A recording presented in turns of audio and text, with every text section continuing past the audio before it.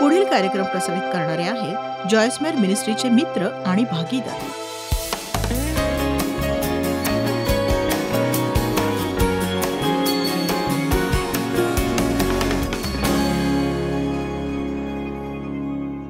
आज आपण बोलूया थकव्यावर देवाच्या उत्तराविषयी. किती लोकांना थकवा जाणवतो बरं? किती जणांना? तुम्ही म्हणता की मला माहीत नाही की कुठवर मला हे सगळं करावं लागणार आहे. थकव्याचा अर्थ आहे निर्बळ होणं, सहनशीलतेचा अंत होणं, शक्तिहीन होणं, कोमेजून जाणं. तुमची सहनशीलता संपून गेलीये, तुमची सहिष्णुता संपून गेलीये, तुम्हाला कुठल्याही गोष्टीत आनंद मिळत नाहीये. आपण पुष्कळदा थकून जातो कारण आपल्याला मदत घेता येत नाही. आणि मी याच विषयावर तुम्हाला शिकवणार आहे, पण अशा अनेक गोष्टी मला तुम्हाला शिकवायच्या आहेत. माझ्या संदेशाचा हा पहिला मुद्दा आहे आणि मी त्यात जास्त वेळ घालवणार नाहीये. इतकं सांगू इच्छिते की गरज पडल्यावर मदत मागणं खरं तर समजूतदारपणा आहे. असहाय्यता एक बलवान अशी स्थिती आहे जर तुम्ही प्रभूसमोर असहाय्य व्हाल तर. तुम्ही प्रत्येक गोष्टीत देवाला मदत मागायलाच हवी. असं वाटू देऊ नका की तुम्ही हे करू शकता, कारण प्रभूशिवाय तुम्ही काहीच करू शकत नाही.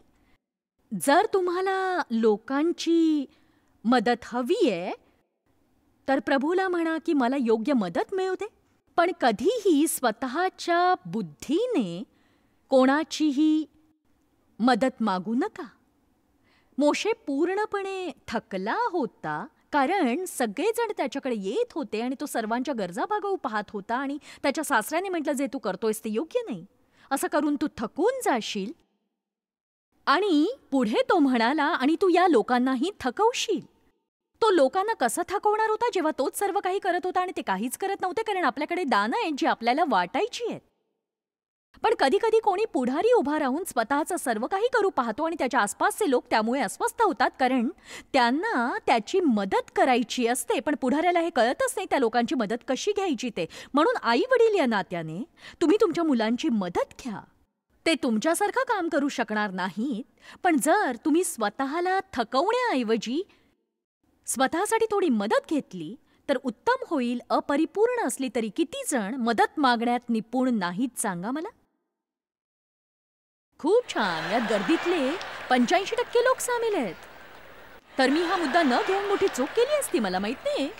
पण बघा, तुम्ही हे इतकंच बोलायला हवं की तुम्ही मला मदत करू शकाल का? प्रभूला मदत मागा, लोकांना मदत मागा. मला माहिती आहे काही स्त्रिया घरकामाची अपेक्षा आपल्या पतीकडून करतात, पण कदाचित त्यांना ते समजतच नसावं. तुम्ही काय करताय हे त्यांना समजत नसावं. त्यांना समजत नाही की तुमचं काम खूप कठीण आहे आणि ते करून तुम्ही पार थकून जाता, जसे ते थकतात तसेच. सतत ट्रॅफिकमध्ये गाडी चालवून. पण काही पुरुष स्वेच्छेने त्यांच्या पत्नीला मदत करतात, पण काही पती आपल्या पत्नीच्या सांगण्यावरून त्यांना मदत करतात.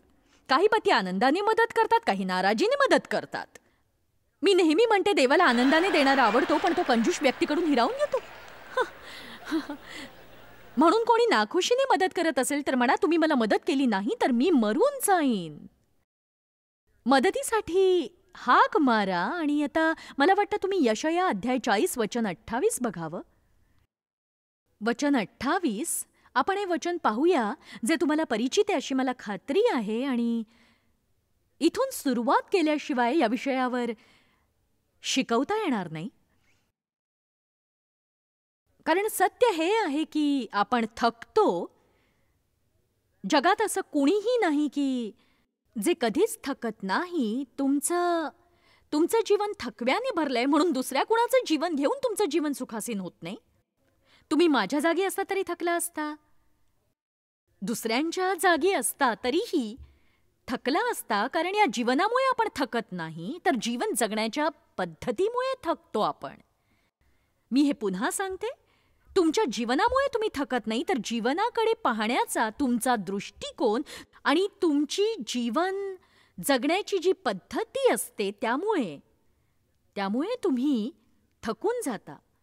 माझ्या अवतीभोवतीची परिस्थिती बदलावी म्हणून मी खूप प्रार्थना केली, मी अनेक वर्ष प्रार्थना केली आणि शेवटी मला हे प्रकटीकरण मिळालं. मला नाही वाटत की ते बदलतील, आणि ते बदलले तरी या जगातली स्थिती आणखीन वाईट होईल. आणि प्रभूने म्हटलं की तू तुझा दृष्टिकोन बदल. आणि तुम्ही सगळेजण हे करू शकता. तुम्ही जगाला बदलू शकणार नाही, तुम्ही तुमच्या जोडीदाराला किंवा मुलांना बदलू शकणार नाही, तुम्ही तुमच्या शेजाऱ्यांना बदलू शकणार नाही, तुम्ही सरकार बदलू शकत नाही, तुम्ही आपली मनोवृत्ती बदलू शकता. कारण यावर तुमचा हक्क आहे, म्हणून ते बदला. कोणीही तुम्हाला वाईट मनोवृत्ती देणार नाही जर तुम्ही म्हणाल मला वाईट मनोवृत्ती अजिबात नकोय. होलोकॉस्टच्या आश्रय तंबूंमध्ये राहणाऱ्या एका व्यक्तीने, ज्याच्याशी फारच गैरव्यवहार झाला होता, तो असं म्हणाला की एक गोष्ट जी मी या दुष्टांना देणार नाही ती आहे माझी मनोवृत्ती. मी चांगली मनोवृत्ती राखीन, कारण ते माझी मनोवृत्ती कधीच हिसकावून घेऊ शकणार नाहीत. आपण सैतानाला आपली मनोवृत्ती कधीही देऊ नये. आपल्या मनोवृत्तीत देव असायला हवा, सैतानना. आमेन. तर यशाया 40 अध्याय 40 सुरू करूया वचन 28 पासून. तुला कळले नाही काय? तू ऐकले नाहीस काय? परमेश्वर हा सनातन देव, परमेश्वर दिगंतापर्यंतच्या पृथ्वीचा उत्पन्न करता थकत भागत नाही. त्याची बुद्धी अगम्य आहे. बघा, तो आहे प्रभू. त्याच्या बुद्धीला काही सीमा नाही आणि देवाला समजण्याचा प्रयत्न करणं व्यर्थच आहे. तुमच्या जीवनात जे काही होतंय ते का होतंय याचं कारण शोधणं हे निरर्थक आहे, कारण देव हा बुद्धी पलीकडचा देव आहे. तुम्ही स्वतःला वाचवू शकता थकव्यापासून, डोकेदुखीपासून, पोटदुखीपासून, दुःखापासून, तणावापासून आणि गोंधळापासून, जर तुम्ही सर्व काही समजण्याचा प्रयत्न करणं सोडून देऊन आपले हे सर्व प्रश्न बालकासमान विश्वासात बदलले तर. हे माझ्या बुद्धीपलीकडे आहे, तरीही मी हे करीन. मला माहित नाही देव ते कधी करणार आहे, मला माहित नाही देव काय करणार आहे, पण देव मला मदत करणार. आमेन. आणि जितकी जास्त मजबूती तुम्ही अशा विचारांना देण्याची इच्छा बाळगाल, तितकं जास्त तुम्हाला या गोष्टी मोठ्या आवाजात म्हणाव्या लागतील. चांगल्या गोष्टींवर मनन आणि चिंतन करणं चांगलं असतं, पण मोठ्या आवाजात त्या म्हटल्याने त्याचं सामर्थ्य आणखीन वाढतं. फक्त देवच कधी थकतो असं नाही. मी थकते, तुम्ही थकता, दावीद थकला, इयोब थकला, मोशे थकला, पण फक्त देव कधीच थकत नाही. तो भागलेल्यास जोर देतो, निर्बलास विपुल बल देतो. तो भागलेल्यास जोर देतो, निर्बलास विपुल बल देतो. तर याचा अर्थ हा की आपण थकतो तेव्हा देवच आपल्याला मदत करू शकतो. तरुण थकतात, भागतात, भरजवानीतले ठेचा खातात. हे माझ्यासाठी खूप रोचक आहे, पण मी याच्या खोलात शिरणार नाही. आणि मला कळलंय की वय वाढताना स्वतःला वृद्ध समजणं ही फक्त आपली एक मानसिकता आहे. तुमचं वय वाढणं तुम्ही थांबवू शकत नाही, पण वाढत्या वयामुळे सतत उदास राहणं आणि जीवनाचा आस्वाद न घेणं हा समजूतदारपणा निश्चितच नाही. आणि माझ्यासोबत काम करणारे लोक आमेन म्हणू शकतात. देव आणि मी अगदी सहज त्या लोकांना थकवू शकतो जे आमच्यासाठी काम करतात आणि आमच्यापेक्षा 30 वर्षांनी लहान आहेत. आणि बघा, पुष्कळदा मला कळतच नाही की कशा प्रकारे आमच्या जीवनाला सामर्थ्य प्राप्त झालं जेव्हा आम्ही प्रत्येक परिस्थितीत प्रभूकडे धावत जायचो. आणि आम्ही ते साहस एकवटूच शकत नव्हतो की आम्ही प्रभूचं काम करावं पवित्र आत्म्याद्वारे. आणि प्रचंड सामर्थ्याने आम्ही भरलेलो होतो. आपण सगळेच आहोत. आपल्याला थकवणारी गोष्ट असते स्वतःच्या बळावर काही करणं. जर तुमच्याकडे प्रभूला शोधण्यासाठी वेळ नसेल तर तो थोडा वेळ जो तुम्ही प्रभूचा आदर करण्यात घालवायला हवा तो तुम्ही प्रभूसोबत न घालवून रोज वाया घालवताय. जर तुम्ही तो प्रभूला दिला तर तो तुमचा वेळ वाया जाऊ देणार नाही. एक उत्कृष्ट कल्पना तुमचे 40 तास नक्की वाचवू शकतील, अगदी सहजपणे. पण तुम्ही कितीही तरुण असलात तरी थकाल हे नक्की. तरुण थकतात, भागतात, भरजवानीतले ठेचा खातात. वचन 31 तरी परमेश्वराची आशा धरून राहणारे नवीन शक्ती संपादन करीतील. ते गरुडांप्रमाणे पंखांनी वर उडतील. ते धावतील तरी दमणार नाहीत, चालतील तरी थकणार नाहीत. बघा, प्रभूची वाट पाहण्याचा अर्थ असा नाही एका खोलीत जाऊन तसं करणं. प्रभूची वाट पाहण्याचा अर्थ असाही नाही आपल्या सगळ्या जबाबदाऱ्या प्रभूवर टाकून म्हणणं की आता प्रभूच याची काळजी वाहील. नाही, आपली जबाबदारी पार पाडून चिंता प्रभूला देणं. कठीणातलं कठीण काम केल्यानंतर तुम्ही त्याच्या पलीकडे जाऊ शकत नाही हे अगदी खरं आहे. जे करू शकता ते तुम्ही करा, जे करू शकत नाही ते प्रभूच्या हाती सोपवा. कित्येक लोक जबाबदाऱ्या झटकून फक्त चिंताच करत राहतात. जे करायला हवं ते करत नाही, चिंता करत बसतात. जे करू शकता ते तुम्ही करा, जे तुम्हाला जमत नाही ते प्रभू करेल. काही कळलं? तुम्हाला नोकरी हवी असेल तो येऊन तुमचा दरवाजा ठोठावणार नाहीये. तुम्हाला बाहेर पडून नोकरी शोधावी लागेल. तुम्ही म्हणाल या आठवड्यात मी 3दा नोकरी शोधली, हरकत नाही, पुन्हा जाऊन शोधा तुम्ही ती. आणि प्रभूला म्हणा जे मी करू शकतो ते मी करीनच, मी जरूर शोधीन. पण मी नोकरी मिळवू शकत नाही हे तूच करू शकतोस आणि हे तूच करणार आहेस. मी हे पुन्हा सांगते, जे करू शकता ते तुम्ही करा, जे करू शकत नाही ते प्रभू करेल. याच आठवड्यात एक छान वक्तव्य ऐकण्यात आलं माझ्या. चमत्कार बंद डब्यातून येतात. मला सामर्थ्य देणाऱ्या ख्रिस्ताद्वारे मी सर्व काही करायला समर्थ आहे. जसं नोकरी शोधणं, घराची साफसफाई करणं आणि माझी कार धुणं सुद्धा. मग चला, जे तुम्ही करू शकता ते करा आणि तुम्ही आपल्या जीवनात चमत्कारांची वृष्टी पाहू शकाल. जे प्रभूची वाट पाहतात ते नवी शक्ती प्राप्त करतील. कुठेतरी बसून काही न करण्याचा अर्थ प्रभूची वाट पाहणं नव्हे, ती आत्मिक सक्रियता आहे. प्रभूची वाट पाहणं म्हणजे प्रभूला शोधणं, प्रभूसाठी तडफडणं, हा विश्वास ठेवणं की प्रभूकडून मला प्राप्त होईल कधीही, कुठल्याही क्षणी, कोणत्याही क्षणी. प्रभू अचानक कार्य करतो. तुम्ही फार काळापासून वाट पाहत असाल, पण मग अचानक एके दिवशी एका क्षणात तुमच्यासाठी सगळं काही बदलतं. आपण आशा सोडता कामा नये. आपण कोणत्याही तणावात, दुःखात, निराशेत, नकारात्मक किंवा वाईट मनोवृत्तीत आपण जगता कामा नये. आपण आशेने जगायला हवं, कारण आपल्याला खात्री असते की प्रभू माझ्यासाठी कोणत्याही क्षणी अद्भुत असं कार्य करायला समर्थ आहे आणि ही खात्री विश्वासामुळेच आलेली असते. पुन्हा सांगते, तुमच्याजवळ असं काही आहे जे कुणीच घेऊ शकत नाही. जर तुम्ही निश्चय केला, तुम्ही आवेशाने आणि उत्साहाने जीवन जगाल आणि वाईट मनोवृत्तीत लोळणारे निर्जीव असे ख्रिस्ती बनून तुम्ही जगणार नाही, जे दर आठवड्यात चर्चला जाऊन घरी येतात पण बदललेलं काहीच नसतं. तुमचा उत्साह कोणीही हिरावून घेऊ शकत नाही. काही लोक तुमच्याशी कडवट वागतील, पण चिंता करू नका. वचन 31 तरी परमेश्वराची आशा धरून राहणारे नवीन शक्ती संपादन करीतील. ते गरुडांप्रमाणे पंखांनी वर उडतील. ते धावतील तरी दमणार नाहीत, चालतील तरी थकणार नाहीत. जर तुम्हाला थकव्यावर जय मिळवायचंय तर नियमितपणे प्रभूपासून शिका. ज्या क्षणी तुम्हाला वाटतं की आणखी सहन होत नाही तेव्हा प्रभूसोबत वेळ घालवा. जेव्हा तुम्ही कामावर असता, तुम्हाला सहन होत नाही तेव्हा बाथरूममध्ये जा आणि स्वतःला बंद करून काही वेळ प्रभूसोबत घालवा. मी खूप गंभीरतेने सांगते हे तुम्हाला. जर तुमची मुलं तुम्हाला वैताग आणतायत तर घरातल्या बाथरूममध्ये आसरा घ्या आणि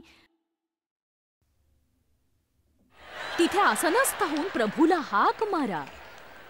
ते झाकण बंद करून बसा. प्रभूला म्हणा, प्रभू मला मदत कर, मला मदत कर प्रभू. दानिएलातलं वचन म्हणतं की सैतानही सर्व समर्थांच्या पवित्र लोकांना पिळवू इच्छितो. ही मनोरंजक गोष्ट नाहीये का? दानियल 7:25 सैतान परात्पर देवाच्या पवित्र जणांस रंजीस आणतो. तो आपल्याला पिळतो आणि चुराचुरा करण्याची इच्छा बाळगतो आणि जे देवाला ओळखत नाहीत त्यांच्यासारखी आपली दशा करू पाहतो. पण आपण अंधारात चमकणारा प्रकाश व्हावं. यशया म्हणतं, निबिड काळोख पृथ्वी व्यापून टाकतो, पण माझ्या लोकांवर माझा प्रकाश चमकेल. आपण थकतो तेव्हा ती स्थिती तुमच्यासाठी संकटापेक्षा कमी नसते. आणि एक सांगू का, मी नियमितपणे अगदी खूप थकायचे आणि मी आराम करायचे, मग पुन्हा थकायचे, मग मी पुन्हा आराम करायचे. मी जीव जाईपर्यंत काम करायचे आणि शेवटी आराम करायचे आणि माझ्या जीवनात हे चक्र असं चालूच होतं. आणि ते माझ्यावर शिरजोर होण्यापूर्वी मी त्याच्या लक्षणांना ओळखणं शिकून घेतलं. जेव्हा मला जाणीव व्हायची की मी घसरतीये किंवा मला जाणीव व्हायची माझा आनंद निसटतोय, तेव्हा मी या गोष्टीची वाट पाहत नव्हते कोणीतरी येऊन मला प्रोत्साहन देईल. मी लगेचच प्रभूला हाक मारायचे, कारण मी शिकले की जर मी खूप थकले तर माझ्या सर्व भावना अनियंत्रित होतील. माझं मन, माझं तोंड. आणि कोणी आमेन म्हणणार आहे का? बघा, थकल्यावर मी चुकीचे निर्णय घेते. थकल्यावर मी निराश होते. थकल्यानंतर आपण जास्त खातो किंवा खर्चही करतो. इथे किती लोक खाण्याविषयी पथ्य पाळतात, पण जर तुमचा दिवस वाईट गेला तुम्ही म्हणता पथ्यबिथ्य सोडा, मी मनसोक्त केळीचे भज्जे खाणार.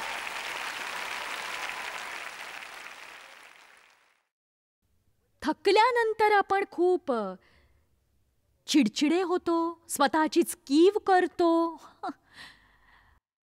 आपण आपल्या जीवनाचा आनंद लुटू शकत नाही आणि प्रलोभनांचा सामना आपण प्रभावी रीतीने करू शकत नाही. पण देवाकडे समाधान आहे. प्रभूने आपल्याला याचं समाधान दिलेलं आहे. ज्याविषयी आज आपण शिकणार आहोत त्याला म्हणतात प्रभूची विश्रांती. ही ती सुंदर जागा आहे जिथे आपण असायला हवं. मत्तय अध्याय 11 बघूया आपण. देवाची सर्वोत्कृष्ट अशी विश्रांती.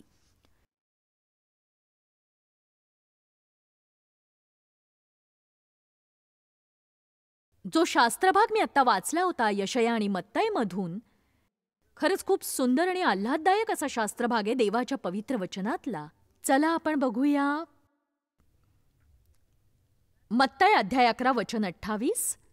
अहो कष्टी आणि भाराक्रांत जन हो, तुम्ही सर्व माझ्याकडे या, म्हणजे मी तुम्हाला विश्रांती देईन. मी तुम्हाला विश्रांती देईन. आता तुम्हाला हे कळेल की या वचनात ज्या विश्रांतीची तो चर्चा करतोय ती वचनं 28 आणि 29 दोन्ही वचनं आहेत. खरं तर इथे दोन वेगळ्या प्रकारच्या विश्रांतीची चर्चा सुरू आहे. त्यातल्या पहिल्या प्रकारची विश्रांती आहे तारणाची विश्रांती. तो म्हणतो माझ्याकडे या, म्हणजे मी तुमच्या आत्म्याला विश्रांती देईन. ख्रिस्ताला तारणारा म्हणून स्वीकारल्यावर आणि ज्यांनी ख्रिस्ताला तारणारा म्हणून स्वीकारले त्यांना जाणीव होते की त्यांचं ओझं दूर होऊन त्यांना आराम मिळालेला आहे. आणि खरं सांगू, विश्वास ठेवा की आज रात्री तुम्हाला आतापर्यंतची सगळ्यात छान आणि शांत झोप मिळेल. देवाचं लेकरू बनताच मनावरचं ओझं दूर होतं. तुम्हाला याची जाणीव होऊन तुम्ही म्हणाल की ओ वा वा. तर ही पहिली विश्रांती आहे जी प्रभू आपल्याला देतो. आणखी एका विश्रांतीची आपल्याला गरज आहे ज्याविषयी येशू आपल्याला सांगतो. ती विश्रांती आहे जी आपल्याला जगात जगण्यासाठी, परिस्थितीचा सामना करण्यासाठी, जगातल्या लोकांशी वागण्यासाठी, निराशेचा सामना करण्यासाठी, ट्रॅफिक आणि तणावाचा सामना करण्यासाठी हवी आहे. या गोष्टींमुळे आपण अस्वस्थ अस्वस्थ होऊ नये आणि आपला आनंद किंवा आपलं आरोग्य गमावू नये, आपला दिवस किंवा आपलं जीवन आपण खराब करून घेऊ नये. हीच गोष्ट विश्वासणाऱ्यांच्या जीवनात आहे, जी या जगामध्ये मिळत नाही. जगातले लोक जेव्हा अस्वस्थ होतात तेव्हा ते शांती टिकवण्यासाठी त्या गोष्टींपासून लपण्याचा व्यर्थ प्रयत्न करत राहतात. आणि बघा, आपणच फक्त विजयी होतो. ख्रिस्ती जीवन संकटमुक्त जीवन नाही, पण देवाचं वचन आहे की आपण त्यावर जय मिळवू शकू. यशाया 40 मध्ये बायबल म्हणतं, ते गरुडांप्रमाणे उंच भरारी घेतील. गरुडांचं उडणं पाहिल्याशिवाय तुम्हाला या वचनाचं मोल लक्षात येणं शक्य नाही. खरंच बघा, ते वादळ पाहून पळत नाहीत, ते वादळाचा लाभ घेतात. त्यांना एक विशेष प्रकारची दृष्टी मिळाली आहे. आणि जर आपण पवित्र आत्म्याविषयी संवेदनशील झालो तर प्रभू आपल्याला येणाऱ्या गोष्टींविषयी सांगेल. पण याचा अर्थ हा नव्हे की तुम्ही बसून म्हणावं या या या या या. बऱ्याचदा तुम्हाला काही होण्याचे संकेत मिळतात. बऱ्याचदा जसं देव आपल्याला प्रार्थना करताना काही दाखवतो, किंवा आपण प्रभूसोबत जास्त वेळ घालवतो, किंवा एखाद्या गोष्टीचा तो आपल्याला भार देतो की आपण देवाच्या राज्यात आर्थिक गुंतवणूक करावी. आणि बऱ्याचदा या सर्व गोष्टींची तयारी असते, आपल्याला जाणीव होत नाही पण ती तयारी असते. कधी कधी मी पूर्ण दिवस प्रार्थनेत घालवते पण मला कळत नाही असं का. ते मला कळतं की ही कशाची तरी तयारी चाललेली आहे, ज्यासाठी देव मला तयार करतोय, सिद्ध करतोय, म्हणजे मला ती मदत मिळू शकेल. मुख्य समस्या येण्यापूर्वीच देवाची कृपा आहे की आपण आत्म्याने चालू शकतो, स्वाभाविक शरीरात राहूनही. बघा, ख्रिस्तरहित लोकांचे आत्मे मृत असतात. त्यांच्यात आत्मा असतो पण तो जिवंत नसतो. आदामाने पाप केलं आणि तो आत्मिकदृष्ट्या मेला आणि त्याचं देवाशी नातं तुटलं. तारण होताच देव तुमच्यात राहायला येतो आणि तुमचा आत्मा जिवंत होतो. त्यानंतर तुम्ही प्रभूविषयी जास्त जागरूक राहता आणि प्रभूच्या आवाजाविषयी आणि प्रेरणेविषयी अधिक संवेदनशील होता तुम्ही. आमेन. गरुडांची दृष्टी फार तीक्ष्ण असते. आत्मिकदृष्ट्या आपल्यालाही हे दान मिळालेलं आहे. ते दुरूनच वादळाला पाहतात पण ते पळत नाहीत. जेव्हा कोंबडीची पिल्लं वादळ येताना बघतात ते घाबरून माती उधळून कोंबडीच्या इतर पिल्लांसोबत स्वतःसाठी आसरा शोधतात. पण गरुड नाही.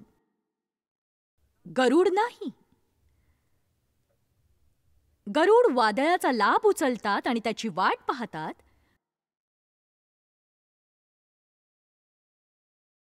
आता बघा, त्यांच्यावर वादळ येतं तेव्हा काय होतं, जर ते तयार असतील तर ते उडून वर जातात आणि वादळाच्या त्या जोरामुळे ते वर उडायला लागतात अगदी उंच.